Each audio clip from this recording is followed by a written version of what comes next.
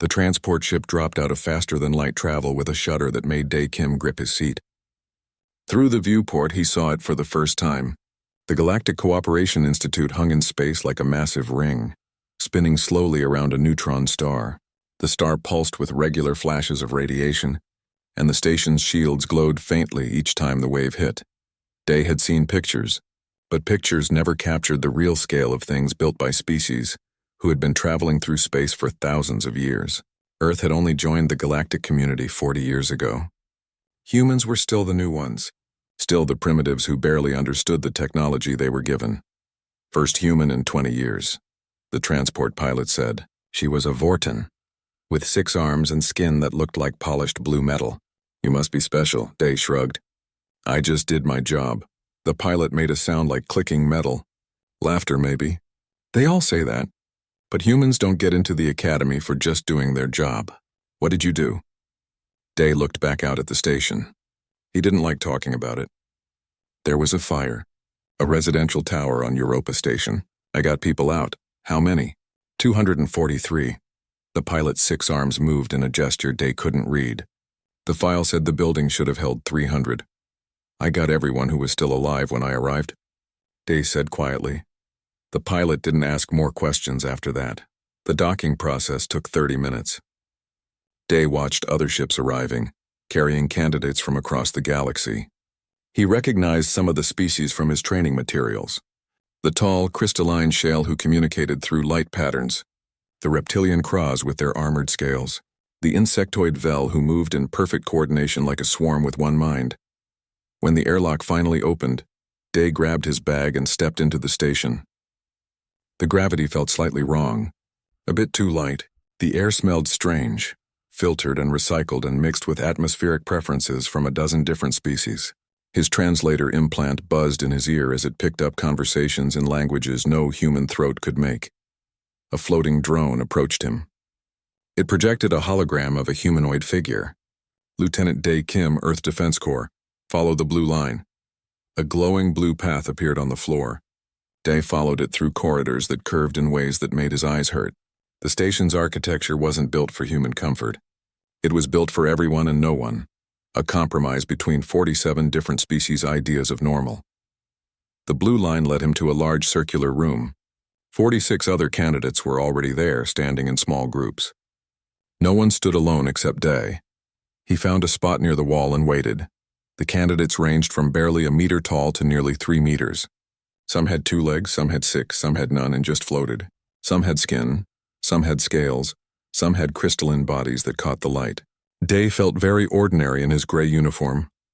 A door opened that Dae hadn't seen before. A Vorten entered, larger than the pilot from the transport. His 6 arms moved with practiced grace, and his blue metal skin was marked with patterns that Dae's implant identified as rank insignia.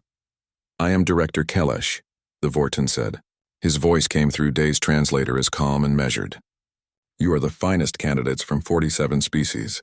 You have trained for 3 years in your home systems. You have passed tests that eliminated thousands. You are here because you represent the best of your kind. Kelesh's multiple eyes swept across the room. In 1 week, you will face the final examination.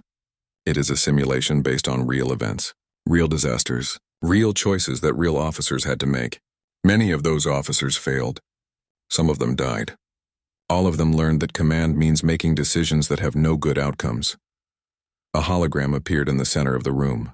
It showed a massive colony ship, the kind that carried thousands of settlers to new worlds. As they watched, the ship began to break apart. Atmosphere vented into space. Sections went dark. Escape pods launched like seeds from a dying plant. This is the Corvin disaster, Kelesh said. 200 years ago. 17,000 beings on board. A cascade failure in the reactor core. 40 minutes from detection to total loss. The hologram showed the final moments. The ship coming apart. The debris field spreading. 4,000 survived. 13,000 did not. The hologram vanished. Your examination will place you in a similar scenario. Not identical, but similar. You will have limited time, limited resources, limited options. You will command. You will decide. You will live with your choices. Kelesh paused. The simulation cannot be beaten. It can only be survived. Your score will reflect how many lives you preserve and at what cost. Perfect scores are impossible. We are not testing for perfection. We are testing for acceptable losses. Acceptable losses. The words hung in the air. Day felt something cold settle in his stomach. You have 1 week to prepare, Kelesh continued. Use the simulation facilities. Review historical disasters. Study the psychology of panic. Learn to make decisions faster than thought. When the examination begins, you will have no time to think. You will only have time to act. The director's eyes found Day. Lieutenant Kim, you are the first human admitted to this academy in 2 decades. Your species is on probation in the galactic community. There are many who believe humans are too violent, too emotional, too unpredictable for positions of authority. You are here to prove them wrong. Or right. Day met the director's gaze. I understand, sir. Do you? Kalesh's voice carried something that might have been curiosity. Humans are known for many things: stubbornness, creativity, an unusual attachment to lost causes. These traits are not valued in command positions. Command requires clarity, logic, the ability to sacrifice the few to save the many. Can you do that, Lieutenant Kim? Every eye in the room was on Day now. He felt the weight of their attention, the judgment, the doubt. I can do my job, sir, Day said. Your job may require you to choose who lives and who dies. Your job may require you to leave people behind. Your job may require you to accept that you cannot save everyone. Kalesh moved closer. Can you do that? Day thought about the fire on Europa Station, the residential tower, the families he pulled from the flames, the ones he reached too late, the bodies in rooms he couldn't enter because the heat would have killed him too. I'll do what's necessary, Day said.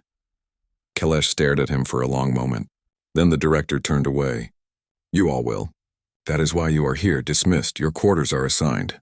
Training facilities are available at all times. The examination is in 7 days. The candidates began to leave. Day stayed where he was for a moment, looking at the space where the hologram had been. 17,000 beings. 4,000 survived. 13,000 did not. Acceptable losses. He picked up his bag and followed his blue line to his quarters, wondering what choices he would have to make when his turn came. The week passed too quickly.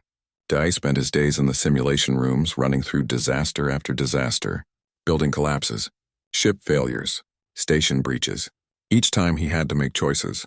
Save these people or those people. Use limited resources here or there. Watch numbers on a screen drop as virtual people died from his decisions. The other candidates trained alone, but Day saw them in the common areas. They didn't talk much. A Cross named Velter nodded at him once. A shale called Prism exchanged light patterns that Day's translator couldn't quite interpret. But mostly everyone kept to themselves. They were competing after all. Only the top scores would receive command positions. On the 7th day, they were called to the examination chamber. It was a massive spherical room with 47 identical pods arranged in a circle. Each pod was large enough for one person and contained a full virtual reality system. Above them, the ceiling was transparent, showing the observation deck where Director Kalesh and the other instructors waited. Enter your pods. Kalesh's voice echoed through the chamber. The simulation will begin in 5 minutes. You will all face the same scenario. You will all have the same resources. You will all make your own choices. When it is over, we will know who among you truly understands command. Day climbed into his pod. The door sealed behind him with a hiss.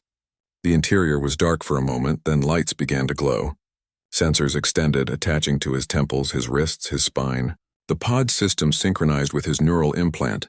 Calibrating, a synthetic voice said. Pain receptors active. Stress response active. All systems nominal. Simulation beginning in 30 seconds. Day took a deep breath. Pain receptors active. They wanted this to feel real. They wanted the candidates to experience actual consequences for their choices, even if those consequences were only simulated nerve signals. The countdown reached 0. The world dissolved. Day stood on the bridge of a colony ship. Alarms were screaming. The deck vibrated under his feet with wrong rhythms. Red emergency lights pulsed. Through the viewport he could see other sections of the ship, and some of them were already dark. Dead. Status. Day shouted. A holographic display appeared in front of him. Reactor breach in progress. Containment failing. Hull integrity at 60% and dropping. 28 minutes until estimated total structural failure. Escape pods available. Crew attempting evacuation, sir. A voice crackled through his comm. This is Section 7. We have civilians trapped here. 47 juveniles from the passenger deck. Their guardian adults are dead or missing. We need evacuation now. Juveniles. Children. Day's hands moved across the holographic controls, pulling up Section 7's layout. It was 3 decks down near the port side. The escape pod bay was right there. Good, that was good. Hold position, Day said. I'm coming to you. He ran through corridors that shook and buckled. Lights exploded overhead. Steam vented from broken pipes. His lungs burned from the smoke. The simulation made everything feel absolutely real. His heart pounded. His muscles ached. When a piece of falling debris struck his shoulder, the pain was sharp and genuine. Section 7's door was jammed. Day used an emergency override, forcing it open manually. The hydraulics screamed. His hands burned from the heat of the metal. When the door finally moved, he stumbled through. The juveniles were huddled against the far wall. 47 of them. Every species represented. Small shale crystals barely bigger than his hand. Crow's hatchlings with soft scales. Vel larvae in their first individual forms. 410 children with their arms not yet fully developed. And yes, one human child too, maybe 5 years old. Clutching a torn stuffed animal. They were all terrified. Some were crying. Some made sounds Day had no words for. Some just stared with too many eyes or too few. It's okay, Day said, trying to keep his voice calm. I'm here to help. We're going to the escape pods. He opened the door to the pod bay. 4 escape pods remained. The display on the wall showed their capacity. 20 adults or 30 juveniles maximum per pod. Safe load limits for launch and life support. Day counted again. 47 juveniles, 4 pods. Maximum capacity 120 juveniles total if he filled every pod to the limit. He could save them all. The math worked. It would be tight, but it would work. Then another display caught his eye. Hull breach warnings. The pod bay's outer door was damaged. Only 1 pod could launch at a time, and the launch sequence took 3 minutes per pod. 3 minutes times 4 pods. 12 minutes. The ship had 26 minutes left, but that wasn't the problem. The problem was on the next screen. The damaged outer door couldn't handle the stress. Engineering estimates said it would fail after 2 launches.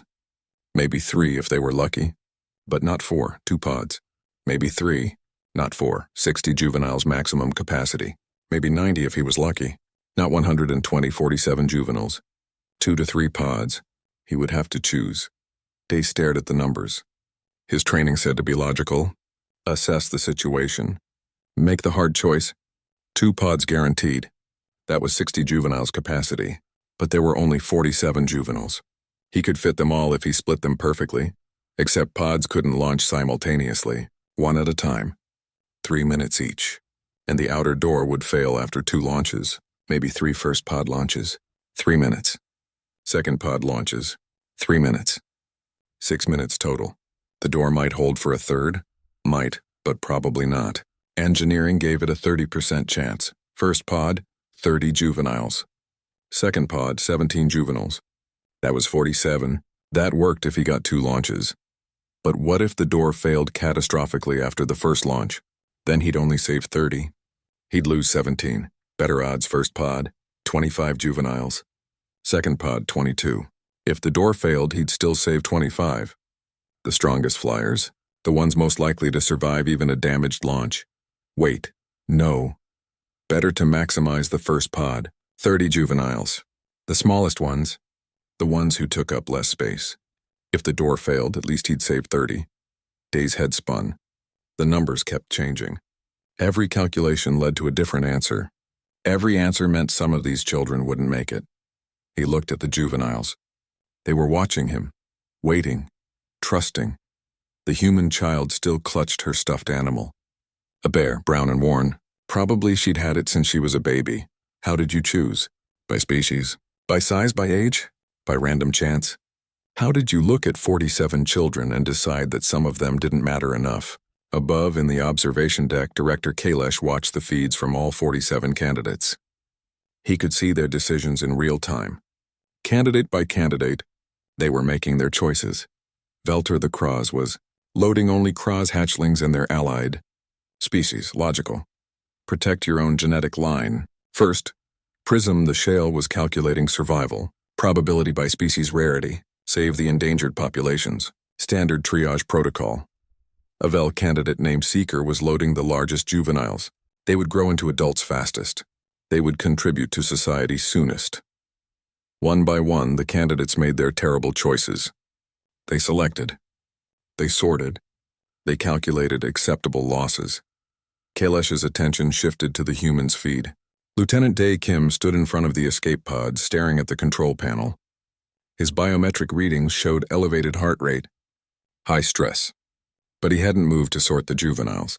He hadn't begun loading any pods. What is he doing? One of the other instructors asked. Kailesh leaned closer to the display. The human's hands were moving, but not on the juvenile selection protocols. He was accessing the escape pod systems. The internal systems. He's stripping the pod, Kailesh said slowly. On the screen, Day had opened the access panels inside the first escape pod. He was pulling out seats, removing storage compartments, disconnecting non-essential systems, the environmental controls, the entertainment displays, the comfort padding. That will compromise the pod's safety ratings, another instructor observed. Yes, Kailesh said, it will. But it would also create more space. Raw, uncomfortable, dangerous space, but space nonetheless. In the simulation, Day worked with desperate speed. The ship was shaking itself apart. He had maybe 20 minutes left. He ripped out everything that wasn't absolutely necessary for keeping the juveniles alive. Seats, panels, storage, even some of the interior lighting. When he was done, the escape pod was just a hollow shell with basic life support and engines. He turned to the juveniles, all 47 of them. Everyone in, he said. Right now. We're all going together. In the observation deck, Director Kailesh stared at his display screen. The numbers made no sense. The human was loading all 47 juveniles into a single escape pod. A pod that was rated for 30 juveniles maximum. A pod that he had just stripped of most of its safety systems. The simulation should prevent this, an instructor said. She was a crystalline shale, her body pulsing with confused light patterns. The pod cannot launch at that weight. The engines will not fire. The physics do not allow it.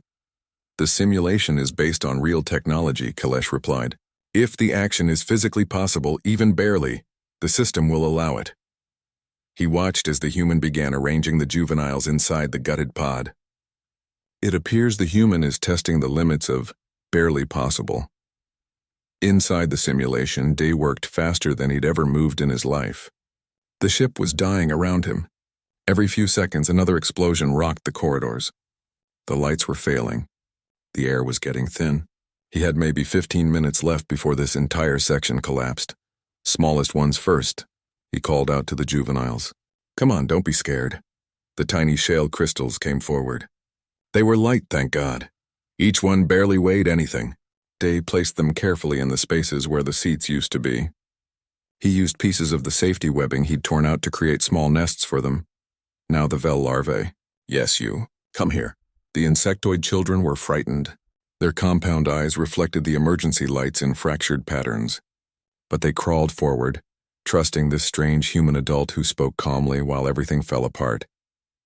Day positioned them in the gaps between the shale crystals. Their soft bodies could compress slightly, fitting into spaces that seemed too small. He was gentle but firm, making sure each one could breathe, making sure none of them were crushed. Vortan children next. The young Vortans had 4 arms instead of 6. They wouldn't grow their final pair until adolescence. They climbed over Day, following his instructions, fitting themselves into the shrinking available space. The Kraz hatchlings were harder. Their scales were soft now, but still sharp enough to cut. Day positioned them carefully, away from the softer species, creating a layer of armored children that could protect the others. He kept working, kept arranging. The pod was filling up like a 3-dimensional puzzle where every piece was alive and scared and absolutely could not be left behind. 15 juveniles. 20, 25. The space was getting tight. Day climbed inside the pod himself, using his own body as a structural element. He sat in the center, creating a core that the others could be arranged around. Climb on me, he told them. It's okay. I'm strong enough. A small Vortan child climbed onto his lap. Then another. the shale crystals tucked into the spaces around his legs. The Vel larvae found gaps near his feet. The Kraz hatchlings layered themselves against his back, their soft scales pressing into his uniform. 30, 35, 40. The human child came last. She was still holding her stuffed bear. She looked at Day with wide eyes. "Are we going to die?" "No," Day said firmly. "We're all going to be fine. Climb up here onto my shoulders." She climbed up, small hands gripping his uniform. She sat on his shoulders, the bear clutched against her chest. The last 6 juveniles arranged themselves in the remaining spaces, on top of other children, in the gaps near the walls. In every single cubic centimeter of available room, Day counted one more time. 47. They were all here. Every single one. He reached for the pod's manual controls. His arms could barely move with the weight on them. His ribs were compressed. He could feel the pressure building in his chest. But he could still reach the launch button. "Everyone hold still," he said. "Don't move at all. This is going to be rough." He pressed the button. For a moment, nothing happened. The pod's computer ran calculations. Weight analysis. Structural integrity. Launch probability. The numbers appeared on the small screen still functioning near the door. Launch probability 12%. Severe overstress. Abort recommended. Day pressed the override. Emergency launch. Authorization code Kim Delta 7. The pod's engines fired. The whole shell shook. Warnings blared. The juveniles cried out in fear. Day felt his ribs crack from the pressure as the G-forces hit. The small Kraz hatchling on his back dug in with its claws reflexively, cutting through his uniform into his skin. The pain was incredible. The simulation's pain receptors were set to maximum. Every sensation was real. Every injury was felt. Blood ran down Day's back. His vision started to gray at the edges from the pressure on his chest. But the pod was moving, pulling away from the dying ship. In the observation deck, every instructor was standing now. On their screens, they could see all 47 candidates' results. Most had finished loading their selected juveniles 5 minutes ago. Their pods had launched cleanly, safely, well within normal parameters. Then there was Pod 47. The human's pod. "Life support is failing," one instructor reported. "Too many passengers. The oxygen recyclers cannot handle the load. Hull stress is critical," another added. "The pod should be breaking apart. How is he still conscious?" A third asked. "His pain readings are beyond our measurement scales. The system thinks the sensors are broken." Kelesh watched the telemetry. The pod was holding together by the thinnest margin. The engines were firing at 140% capacity. The hull was flexing. The life support was gasping. And in the center of it all, the human remained conscious, making tiny adjustments to his body position, shifting his weight by millimeters to redistribute the load. "He's using himself as a shock absorber," Kelesh said quietly. "He's taking all the stress on his own body to protect them." Inside the pod, Day couldn't see anything anymore. There were juveniles pressed against his face. He could barely breathe. Each breath was agony. His ribs weren't just cracked. Some of them were broken. He could feel the fractured ends grinding with each tiny movement. The human child on his shoulders was crying. "It hurts," she whimpered.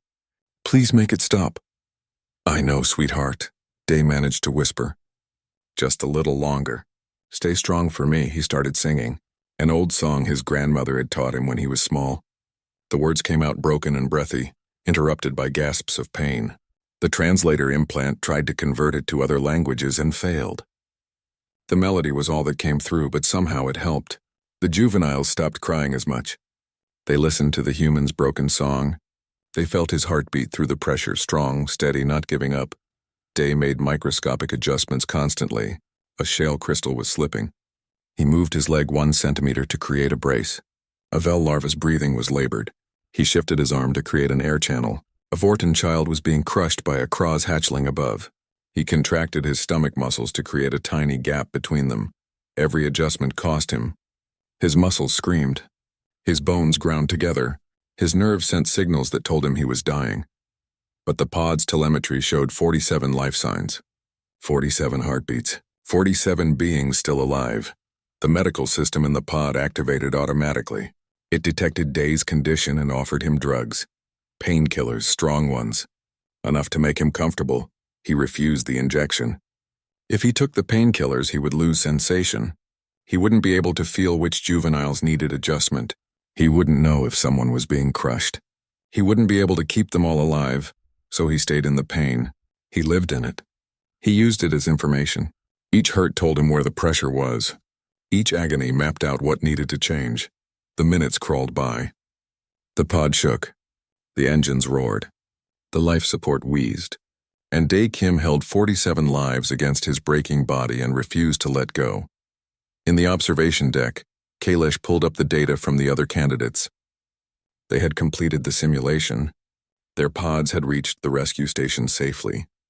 They were already being debriefed, explaining their choices, justifying their mathematics. Pod 47 was still in flight, still somehow holding together, still carrying every single juvenile that had been in Section 7. This should not be possible, the Shale instructor said again. No, Kailash agreed, watching the human's vital signs. It should not be, but it was happening anyway, because the human had decided it would, because he had refused to accept that some children mattered less than others, because he was willing to break himself completely if that was what it took. The pod flew on through simulated space, carrying its impossible cargo toward safety. Time stopped meaning anything. Day existed only in the present moment. Each breath, each heartbeat, each micro-adjustment to keep 47 small bodies alive. The pod's computer kept announcing problems. Oxygen at 70%, 60%, 50%. The recyclers were working at maximum capacity and still couldn't keep up with 48. Beings breathing in a space meant for 30. Day controlled his breathing. Slow, shallow, taking less oxygen so the juveniles could have more. His vision darkened at the edges. His thoughts came slower. But he stayed conscious.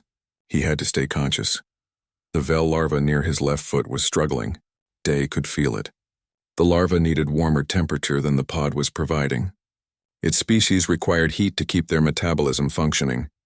In the cold of space, even with life support, it was starting to shut down. Day couldn't move his arms, couldn't reach down, but he could direct his breath. He exhaled downward, sending warm air toward his feet. It wasn't much, but it was something.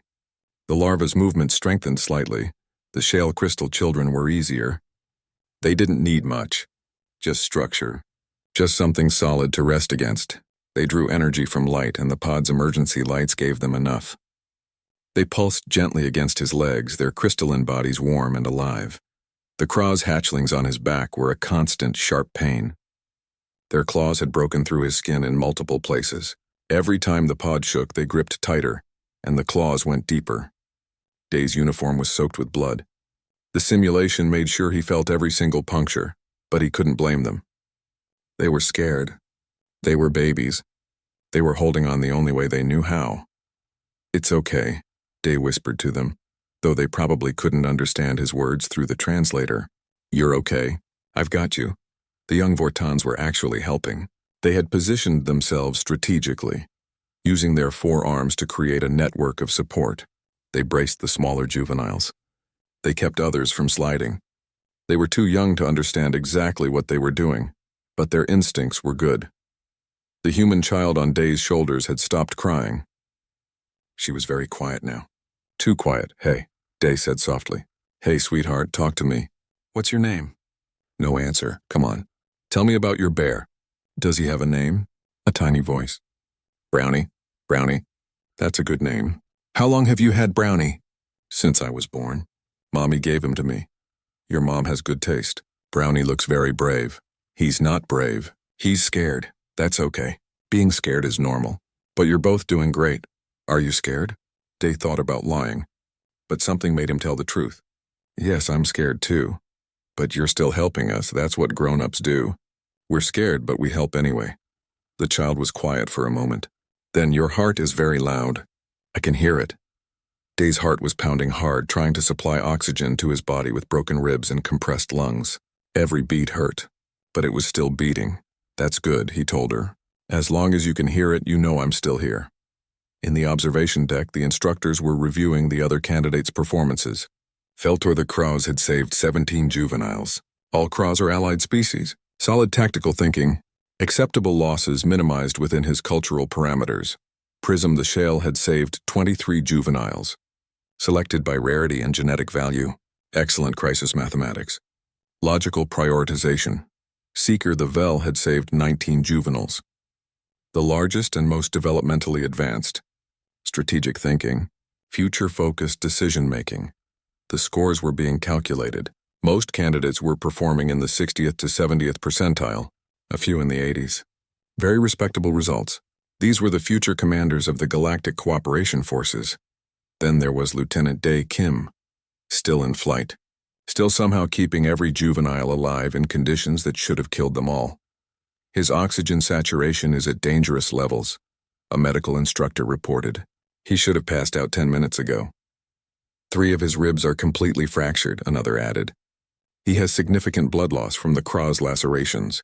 His pain readings are still beyond our measurement capacity. Kalesh studied the data. The human had been conscious for 73 minutes since launch. The average candidate stayed conscious for 40 minutes in pain conditions half as severe. The longest any previous candidate had lasted under similar pain was 61 minutes, and that candidate had taken the maximum dose of painkillers. The human had refused all medication. He was enduring everything at full intensity. Why? One instructor asked. Why does he refuse the painkillers? He could still make the adjustments with reduced pain. No, Kalesh said slowly, understanding. He could not. The painkillers would dull his sensation. He needs to feel everything. He needs to know exactly where the pressure is. Which juvenile is struggling? Which one needs adjustment? The pain is his information system. That is illogical, the Shale instructor pulsed. Pain is a warning system. Once the warning is received, there is no benefit to continued suffering. For most species, yes, Kalesh agreed. But humans? He trailed off, accessing files on human psychology. Files that most instructors never bothered to read because humans were such a minor species. Primitive, barely space-worthy. But the files told a different story. Stories of human parents lifting impossible weights when their children were trapped. Stories of human soldiers fighting with mortal wounds to protect their squads. Stories of humans doing things that killed them but saved others. The files called it protective override. When humans perceived someone under their care as being in danger, their bodies could ignore normal limits, ignore pain, ignore exhaustion, ignore damage. Not forever, but long enough to matter. Inside the pod, Dae had stopped thinking in words. His mind had narrowed to pure sensation and response. Pressure here, adjust there. Breathing labored. Redirect air. Temperature dropping. Generate warmth. He had become a living machine with one program. Keep them alive. The pod shuddered. The engines were failing. They had been running beyond capacity for too long. The computer's voice announced, engine failure imminent. Rescue station in range. Beginning automated docking sequence. Dae felt the pod's trajectory change. The deceleration pushed everyone forward. The juveniles pressed harder against him. His broken ribs shifted. Something inside him tore. He made a sound. Not a scream. He didn't have the air for that. Just a quiet grunt of agony. Are we there? The human child asked from his shoulders. Almost, Dae managed. Almost, sweetheart. You did so good. All of you did so good. The pod was shaking worse now. The engines were giving up. The structural integrity was failing. They were falling apart. But they were so close. The rescue station was right there. Dae could feel his consciousness starting to slip. His vision was just gray now. His hearing was fading. His body was shutting down, but not yet. Not yet. Just a little longer. The pod hit the docking clamps with a crash that sent waves of pain through every nerve Dae still had working. The hull groaned. The door mechanisms engaged. Outside, in the rescue station, emergency crews waited. They had been watching the telemetry. They knew what was coming. When the pod door opened, they were ready. But they weren't ready for what they saw. 47 juveniles packed into a space that shouldn't have held them. And in the center, a human, covered in blood. Not moving. Not breathing, but his arms were still locked in position, still holding the children. Still protecting them even after his consciousness had finally left. The medical teams moved fast. They extracted the juveniles one by one. Careful, gentle. Every single one was alive, scared. Some injured, but alive. All 47. They pulled Dee out last. His body was rigid. His muscles had locked in their protective position. Even unconscious, even broken, he was still trying to hold them. In the observation deck, Director Kelesh watched the medical data stream in. The human was in critical condition. Multiple fractures, severe blood loss, oxygen deprivation damage. The medical teams were working frantically, but the juveniles were fine. Every single one would make a full recovery.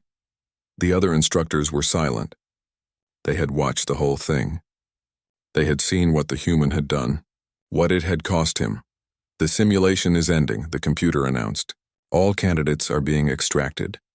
Around the circular chamber, 46 candidates climbed out of their pods easily. They were tired but fine. They had completed the exercise. They had made their choices. They had accepted their losses. Pod 47's door opened. Lieutenant Dae Kim collapsed onto the chamber floor. The simulation's pain receptors deactivated. The virtual injuries disappeared, but the memory of them remained. Dae lay there, breathing real air, feeling his real unbroken ribs, and started to shake. Not from fear, from the aftermath, from the echo of pain that his mind still believed was real. A medical team rushed to help him, but Dae waved them off. He needed a minute. Just a minute to remember that he was whole, that he was safe, that it had only been a simulation, but for 97 minutes it had been completely real. And he had carried them all. The candidates were given 2 hours to recover before the results briefing. Dae spent the time in his quarters staring at his hands. They looked normal, undamaged, but he could still feel the ghost of 47 small bodies pressing against him, the ghost of pain that had been so real. He knew it was only a simulation. The injuries hadn't been real. The blood hadn't been real. But the choice had been real. The decision to carry them all, that had been completely real. When the 2 hours ended, Dae made his way to the briefing chamber.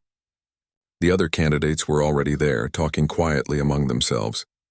They looked at him as he entered, some with curiosity, some with confusion, one or two with what might have been respect.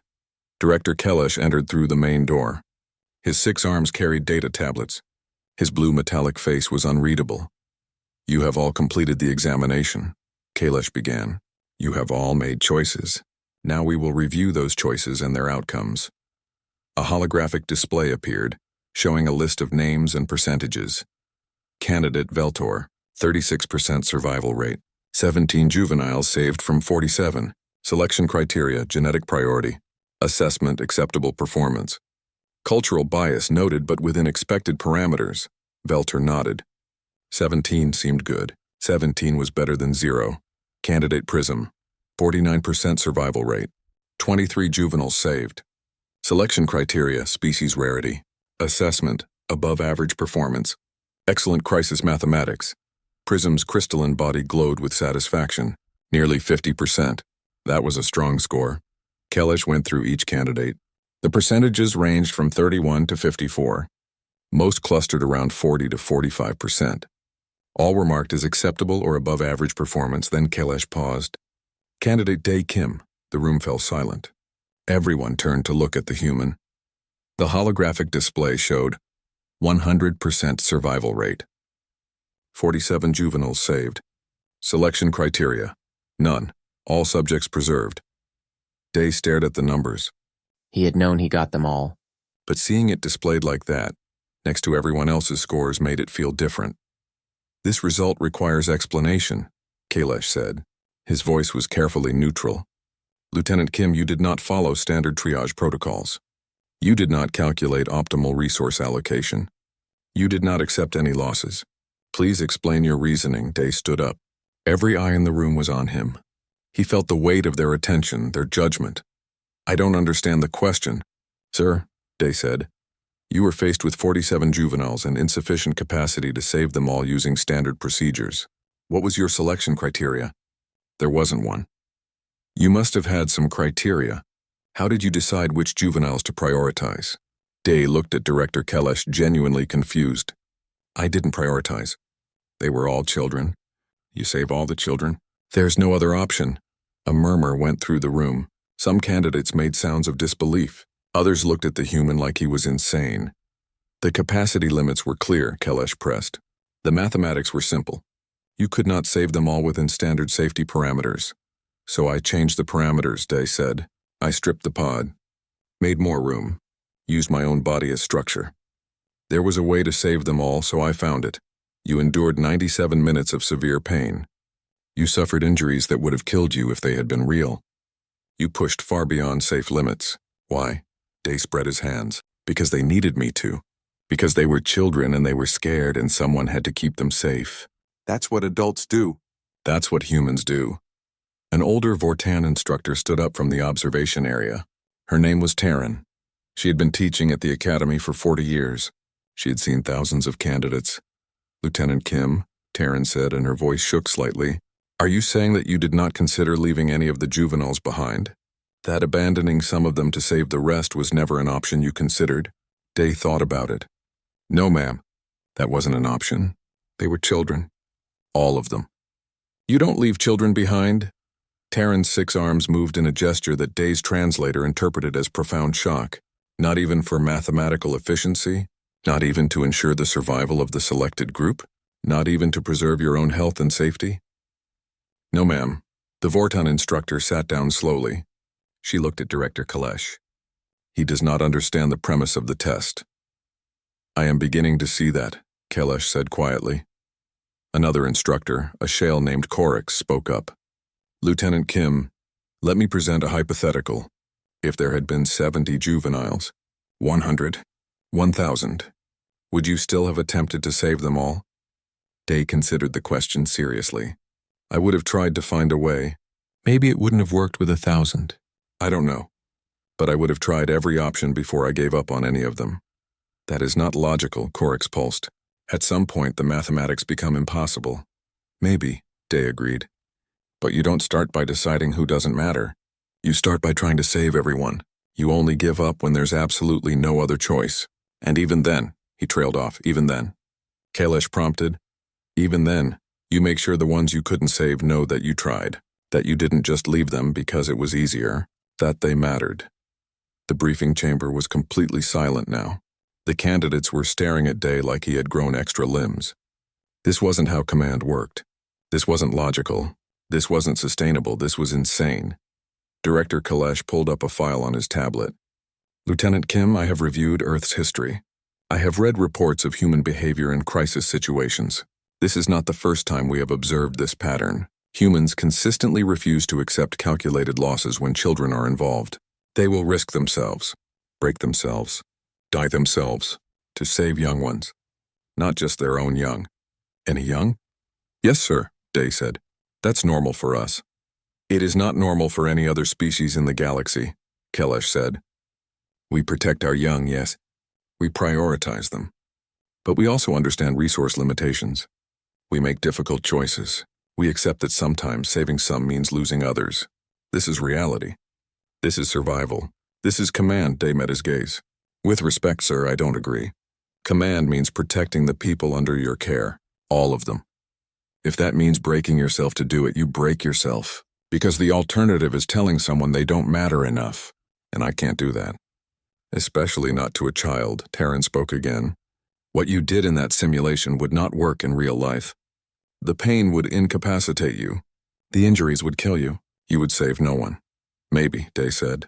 But I'd rather die trying to save them all than live knowing I decided some of them weren't worth the effort. The room erupted. Candidates arguing. Instructors debating. Some called the humans' approach noble but impractical. Others called it emotional and dangerous. A few called it the stupidest thing they had ever seen. Kalesh let them talk for a minute. Then he raised one hand. The room fell silent. This requires discussion among the senior faculty, Kalesh announced. You are all dismissed except Lieutenant Kim. Please remain. The other candidates filed out, still murmuring. Day stayed where he was. He was probably about to be expelled. Humanity's chance at acceptance in the galactic community would be gone. Because he couldn't do basic math.